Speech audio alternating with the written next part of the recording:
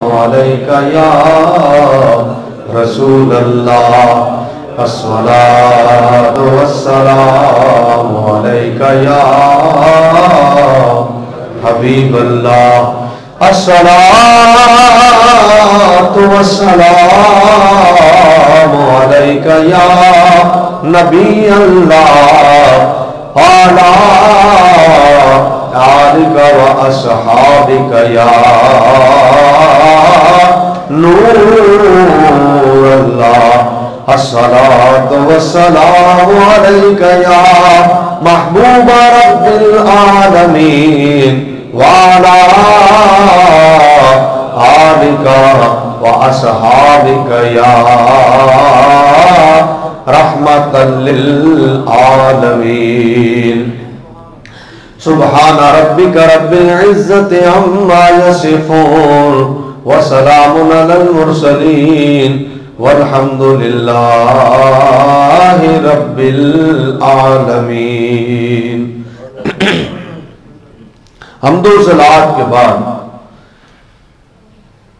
جامعہ مسجد مدنی المعروف کچی مسجد لاہور صدر کینٹ میں تشریف لانے والے میرے غیور سنی بھائیوں، دوستوں اور بزرگوں، قرآن کریم والفرقان الحمید کی ایک آیہ کریمہ جو میں نے سابقہ جمعہ بھی آپ حضرات کے سامنے تلاوت کرنے کا شرف حاصل کیا تھا، اس کا ایک حصہ میں آپ حضرات کے سامنے بیان کر چکا تھا، اور اس کا پارٹ 2 جو ہے میں نے عرض کیا تھا کہ میں انشاءاللہ آج یعنی اگلے جمعے یعنی آج آپ کی خدمت میں پیش کروں گا. اور وجہ جو تھی وہ آپ کے ذہنوں میں یقیناً سوال ہوگا. جہاں بات میں نے اختتام پذیر کی تھی اس کا تھوڑا سا پچھلا حصہ میں ذکر کر دوں تاکہ موضوع آپ کے ذہنوں میں تازہ ہو جائے اور آج کے موضوع کو سمجھنا آپ کے لیے مزید آسان ہو جائے. وہ یہ تھا کہ اللہ تبارک و تعالی شرک کو پسند نہیں کرتا، اور یہ بات اللہ تبارک و تعالیٰ کے ہاں ناقابل معافی ہے. جو بندہ شرک کرے اللہ اسے معاف نہیں فرماتا. لیکن میں نے آپ حضرات کو یہ بتایا تھا پچھلے جمعہ کہ شرک ناپسندیدہ ہے، شرک ظلم عظیم ہے، شرک گناہ کبیرہ ہے، انتہائی کبیر گناہوں میں سے شرک ہے اور یہ ناقابل معافی جرم ہے. لیکن ساتھ میں نے یہ بتایا تھا کہ یہ ذہن میں رہے کہ شرک کو شرک کہنے سے پہلے یا مشرک کو مشرک کہنے سے پہلے آپ یا بندے کو، بلکہ مشرک کی جگہ میں لفظ بندہ استعمال کروں کہ بندہ، پنکھا بند کروں، کہ بندہ کسی بندے کو مشرک کہنے سے پہلے یہ تحقیق کر لے کہ آیا یہ بندہ مشرک ہے بھی کہ نہیں. اور یہ بتانے کے بعد پھر میں نے کیا کہا تھا کہ شرک تب ہوتا ہے جب بندہ کسی بندے کو رب کے ساتھ شریک کرے. بندہ بندے کو رب کے ساتھ شریک، چاہے وہ مزار والا ہو، صاحب مزار ہو اسے شریک کرے، چاہے کوئی عام آدمی ہو اسے شریک کرے، اللہ کی ذات میں شریک کرے یا اللہ کی صفات میں شریک کرے، تو وہ بندہ کیا کہلائے گا؟ مشرک. لیکن ایک بندہ اگر کسی کو اللہ کی ذات اور اللہ کی صفات میں بے عینی ہی شریک نہیں کرتا تو خالی شرکت سے کفر یا شرک. مثال کے طور پر اللہ پاک ہے، اللہ سارا مجمع بولے اللہ، اور آپ ہی لوگ کہتے ہو کپڑے پاک ہیں، کہتے ہو کہ نہیں کہتے؟ آپ ہی لوگ کہتے ہو برتن پاک ہیں، کہتے ہو کہ نہیں کہتے؟ آپ ہی لوگ کہتے ہو جگہ پاک ہے، کہتے ہو کہ نہیں کہتے؟ جگہ پاک ہے، اللہ بھی پاک ہے. برتن پاک ہیں، اللہ بھی پاک ہے. کپڑے پاک ہیں، اللہ بھی پاک ہے. شرک ہوا؟ بولو. تو پاکی تو دونوں جگہ مشترک ہے، شرک ہونا چاہیے تھا. پاکی تو دونوں جگہ مشترک ہے نا، لفظ پاک تو دونوں جگہ مشترک ہے.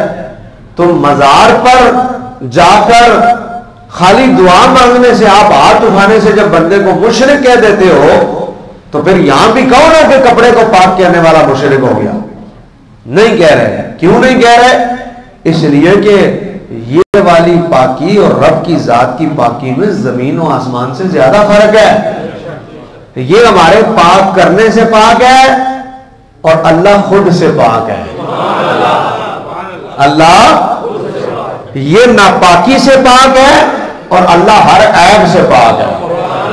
اس لیے شرک اسی طرح جس طرح لفظ پاک دونوں جگہ مشترک ہونے کے باوجود اللہ تبارک و تعالی اور بندے کے درمیان لفظ پاک ہونے کے مشترک ہونے کے باوجود شرک نہیں ہوا، بالکل اسی طرح صاحب قبر کو، داتا صاحب کو، غوث الاعظم کو، عبد القادر جیلانی کو، خواجہ صاحب کو، معین الدین چشتی، حضرت پیر مہر علی شاہ، اعلیٰ حضرت، ہر اللہ کے ولی، ہر اللہ کے ولی کی قبر پر صاحب قبر کو مشکل کشا ماننے سے شرک نہیں ہوگا.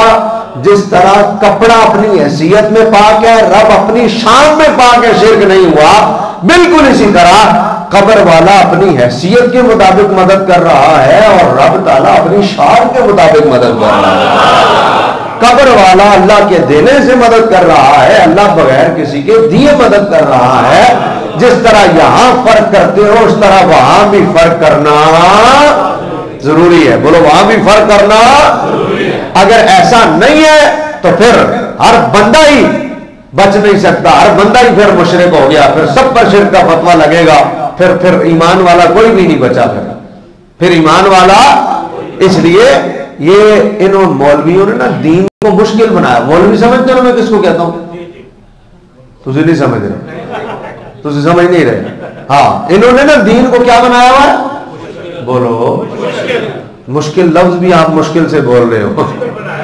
دین کو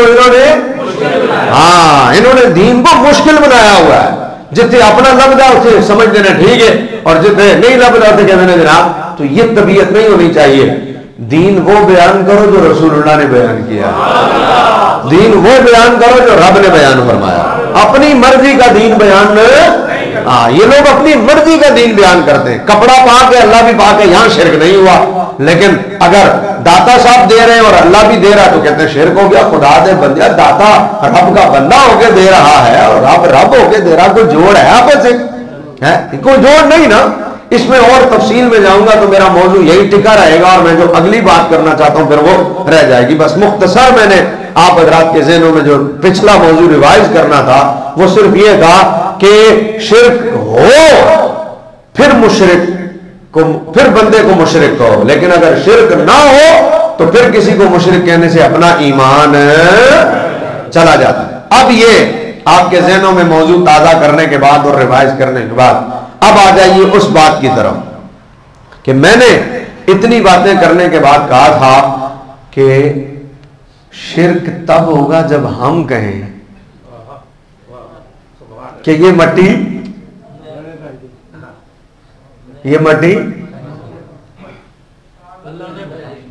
شرک کب ہوگا جب ہم کہیں کہ یہ مٹی. تھوڑا تھوڑا یاد ہے تو ہم کچھ یاد ہے. وہ دیکھو غفران نے کراچی جانا تھا، اس کی آج فلائٹ تھی، اس نے کہا جی میں جانا سی پر میں کیا نہیں وہ پارٹ 2 سن کے جانا ہے. انہیں فلائٹ کینسل کرا لی، انہیں کہا رات ہی جانا ہے، میں پہلے سننا ہے پارٹ 2 کیا ہے. اور پچھلے جمعے جو مہمان کراچی سے آئے تھے انہوں نے کہا ساڈے نال تسی چنگی نہیں کی تھی. میں کہا جی کہ آندے نے ہونا سی کیویں آواں گے، اسی تے ہن چلے ہاں. میں کہا نیٹ زندہ باد. تین کیمرے لگے نے، ویکھو ایک فروز چلا رہا ہے، ایک وحید بھائی چلا رہے ہیں، ایک ساڈے سنی تیری دے بھائی آئے نے یہ چلا رہے ہیں. تے ہے ہن تے سہولت ہے، ہن تے کلک کرو تے سب سن لو جناب. ہن کیڑی دوری ہے؟ ایڈا خرچہ سی کاری اس واسطے رہے کہ جناب لوگوں ہے. اور الحمدللہ میں جہاں جہاں جاتا ہوں، کل میں شکر گڑھ میں، پرسوں رات شکر گڑھ میں تھا، کل تو فیصل آباد تھا رات کو، پرسوں شکر گڑھ میں تھا تو وہاں وہ ایک صاحب کہنے لگے جی اعلیٰ حضرت کے موضوع پہ تقریر کرنی تھی. علامہ صاحب تھے، کہنے لگے جی اعلیٰ حضرت کے موضوع پہ تقریر کرنی تھی اور اس جگہ جہاں تقریر کرنی تھی وہاں پہلے سے تقریر کر چکا تھا تو اب نئی بات کوئی ذہن میں نہیں آ رہی تھی. تو وہ آپ کا وہ پیج کھولا اور ایک تقریر اس پہ موجود تھی اعلیٰ حضرت کی، تو وہ باتیں ساری نہیں تھی تو بیان کر دی. تو میں نے کہا چلو یہ جو خدمت دیتے ہیں اس کا کہیں نہ کہیں فائدہ ہوتا ہے.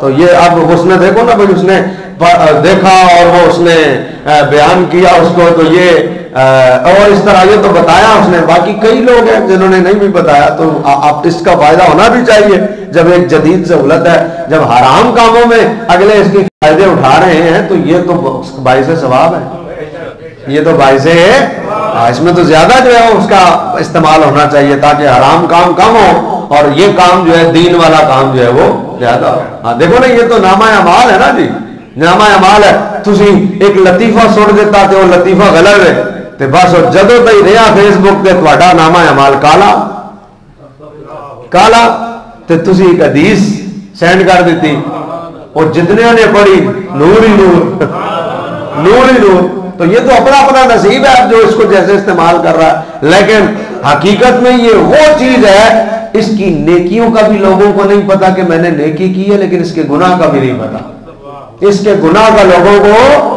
ایسے ایسے جھوٹ اور ایسے ایسی فحاشی اور ایسی ایسی